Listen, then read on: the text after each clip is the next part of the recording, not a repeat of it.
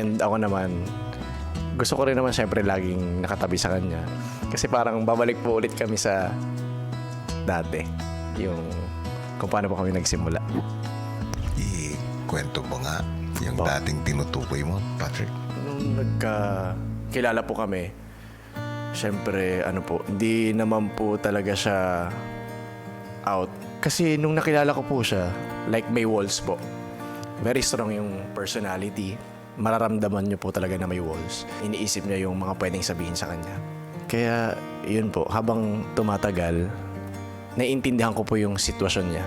Naramdaman ko po na gusto rin niyang maging malaya, na hindi siya kukusgahan ng ibang tao. Siguro kaya lang po na bago yun, mas tumapang lang po kaming dalawa. Mas nag-focus po kami sa ikaliligaya namin po. Wala naman po masamang magmahal.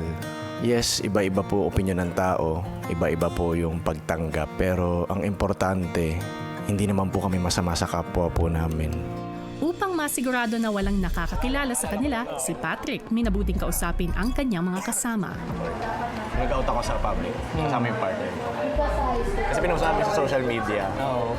Daming batters. Pero hindi na kayo nagpo-focus. Thankfully, wala. Kasi yung video na yun, nung nag-post kami, nag-viral kasi talaga siya.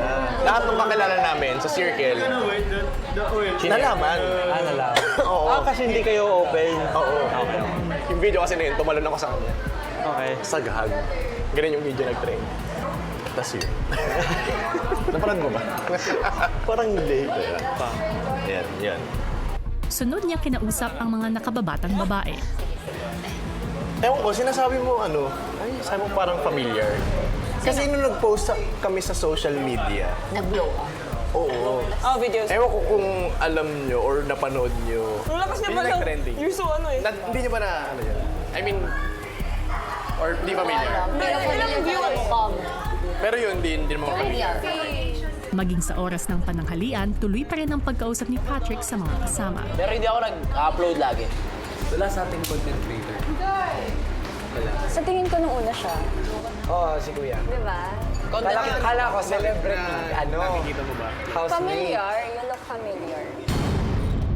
Baka lang nadaanan sa may content, pero hindi Hot yung dogs. name. Alam mo yung Therese, yung Dong Pop. What's Dong Pat?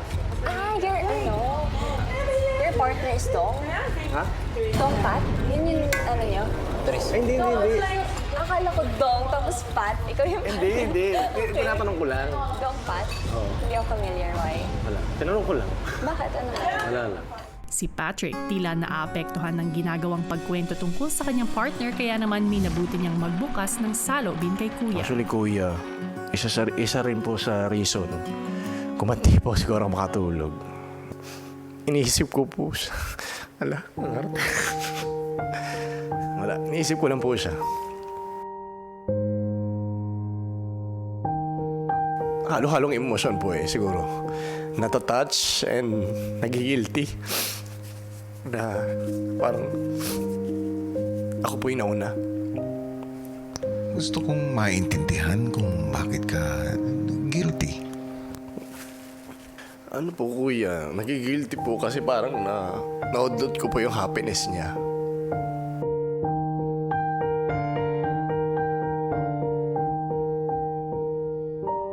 Feeling ko po tuloy ang selfish ko, parang gano'n.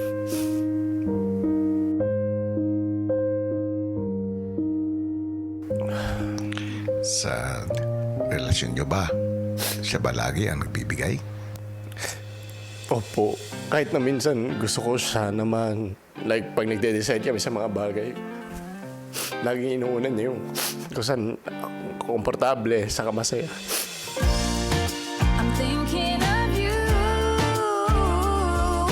Ako din naman, kuya, sinasabi ko sa kanya na ikaw naman, gusto ko ikaw mag-decide. Like kung saan tayo pupunta, saan kakain, gusto ko yung gusto mo. Pero sobrang dalan. Mas uunahin niya yung mga mahal niya sa buhay bago siya. Every day a million times. Just when I'm